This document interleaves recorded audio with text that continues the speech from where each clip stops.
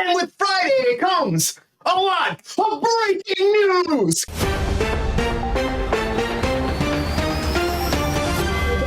First thing that I want to dive right into is I want to talk about Good Morning America, just briefly off the top, because Good Morning America has been at Times Square since 1999. Everyone knows that. You see it, the way they shoot behind you, the people are going crazy behind the audience, and it's like, you think that's a staple for that company, but apparently not anymore. They're moving on. They're going to open a state-of-the-art building with a strategic decision to move all the programming for the network over to this. And now they're spending $1.2 million, and they have 1.2 million square footage for them, and they're spending way more money than that. 22 stories, 338 feet, because the Walt Disney Company in New York's like, it's time to change things up. They're calling it the Hudson Square, where it's going to be.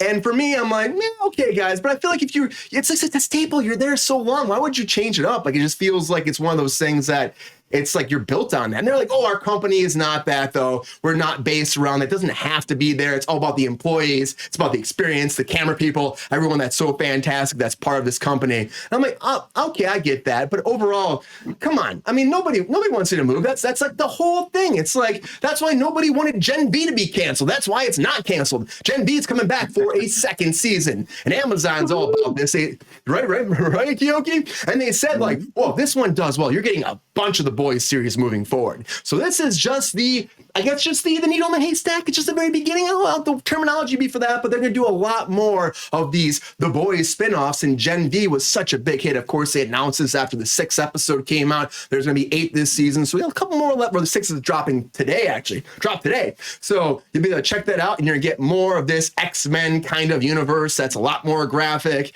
And, if you're a fan of The Boys, you're a fan of Gen V, be very excited. But if you're a fan of Jon Stewart, you might not be too happy, because his show was canceled at Apple TV Plus. Now, they did 2 seasons, and apparently it's because of creative differences.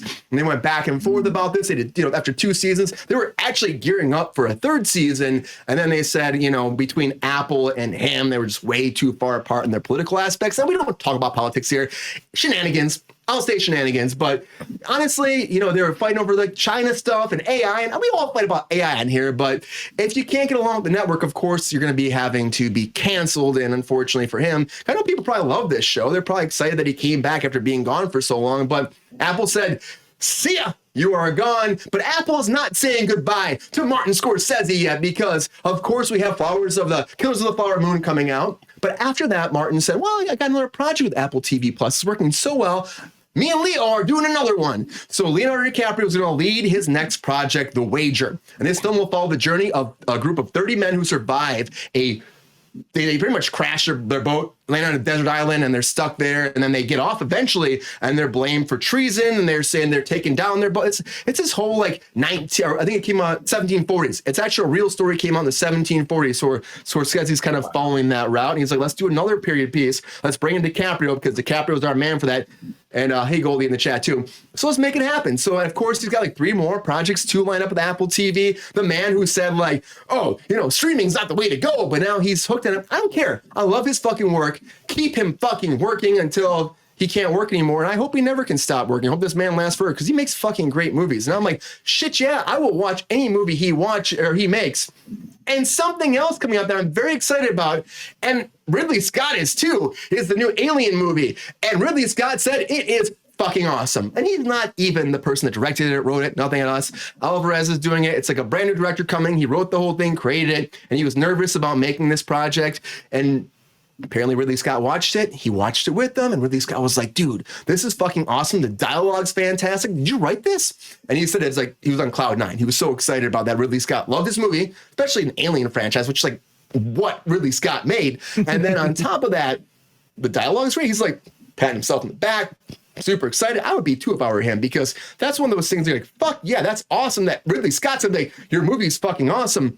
It will be fucking awesome really is if Netflix really does tell everybody what their their numbers are, because apparently Ted Sardaris is saying there's going to be transparency coming forward. He's going to actually give all the numbers up very soon. They're going to tell us the streaming numbers. He said it'll become normal. It's a thing that they're really pushing for, be much, much more transparent, he said, in the near future, conforming to the metrics of TV and movies and music. And that is the plan moving forward. And he says as the measures change through the years, becoming much more about theatrical stuff. So yes, of course we're getting into that world. Of course we'll be closer to you. But I call bullshit. I will call bullshit. Not met this man before, but I feel like all the streaming people fucking lie.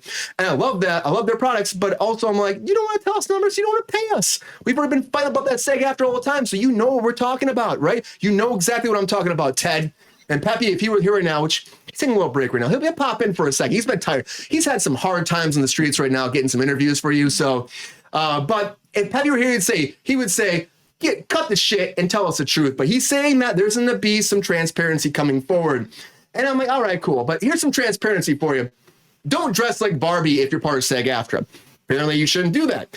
That's what SAG-AFTRA is saying, because they're saying, according to the strike, you should not be dressing up like any character that helps facilitate movies and revenue for any of the AMPTP. That's what they're saying. Fuck off. So if you are a SAG member, you should not be dressing like Barbie and Ken, Barbenheimer. You shouldn't be out there as... I'll take Magnum casserole on that one, sir. You should be very careful about your character choices. Maybe you're just like a ND Dracula, but don't get too close, because it might be falling into the monster universe for Universal. But they're saying, hey, this is what it is. I know. And Ryan Reynolds actually, Keoki, put out there, he said, I'm going to call that 8-year-old daughter of mine a scab because she's going to dress like Barbie. And what am I going to do about it? So a lot of breaking news going down.